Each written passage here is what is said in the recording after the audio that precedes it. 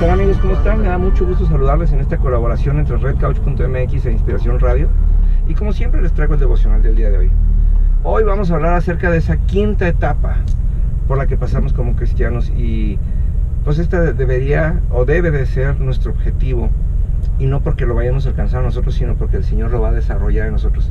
Esa es la etapa de herederos. ¿Qué quiere decir herederos? Porque el heredero no es el que recibe.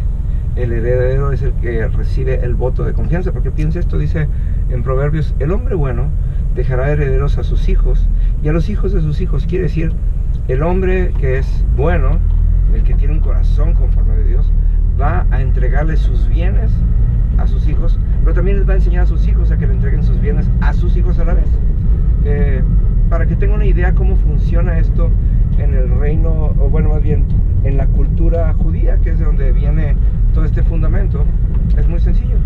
Un hombre se casa, tiene hijos, y voy a poner edades nada más por tener un parámetro, pero cuando cumple 60 años, decide entregarle sus bienes a su hijo, a sus hijos. Y supongamos que tiene 3 hijos, él va a dividir su herencia en 4. El primogénito se lleva una doble porción, o sea, recibe 2 partes y los otros 2 reciben una.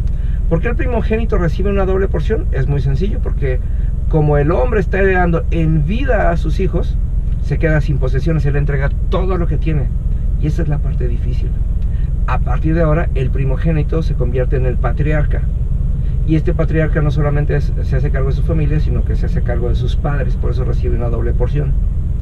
Y vamos a suponer que este hijo tiene 40 años, ¿sí?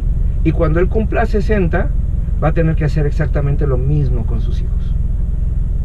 Entonces, porque el problema de lo que nos sucede el día de hoy es que nosotros nada más oramos para nosotros, pero nunca oramos pensando en la siguiente generación.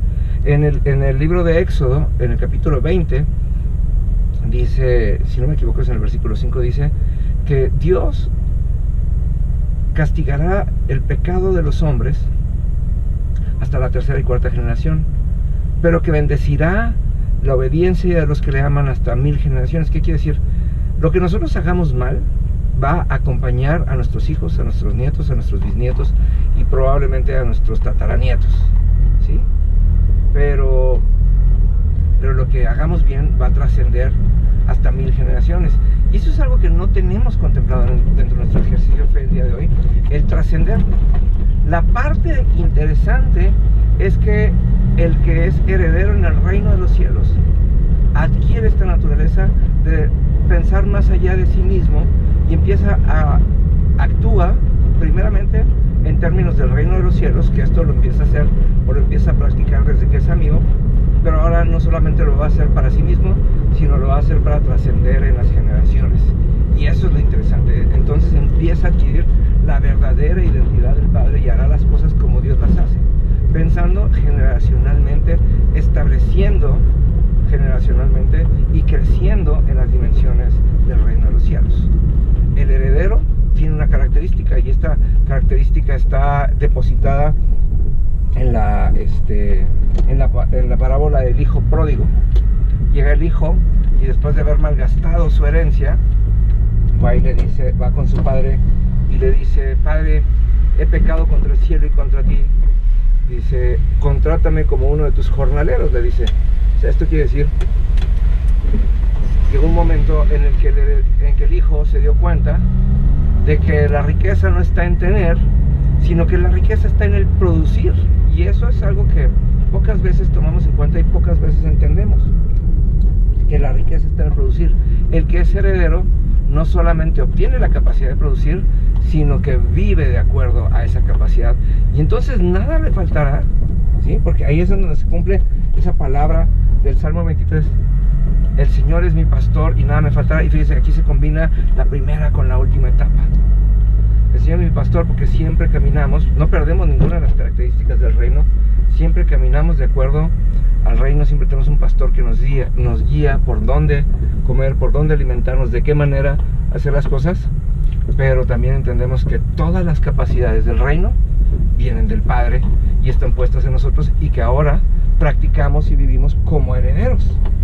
O sea, tenemos la capacidad de producir para el reino. Entonces, teniendo en cuenta esto, el vivir en esta tierra debe ser una de las cosas más fáciles, pero también de las cosas más emocionantes, porque todas las capacidades nos son dadas y nos son puestas por el Dios que nos amó primero. Así que, queridos amigos, meditemos en esto. Yo creo que es un buen tiempo para reflexionar acerca de en qué etapa nos encontramos, pero también en qué etapa se encuentran las personas a nuestro alrededor, para que las bendigamos adecuadamente y para que pongamos en ellas nuestra confianza, la oración y sobre todo el entendimiento de que Dios tiene control de nuestras vidas. Que Dios los bendiga mucho. No dejen de visitar las redes sociales de Inspiración Radio y de redcouch.mx y nos vemos pronto. Hasta luego.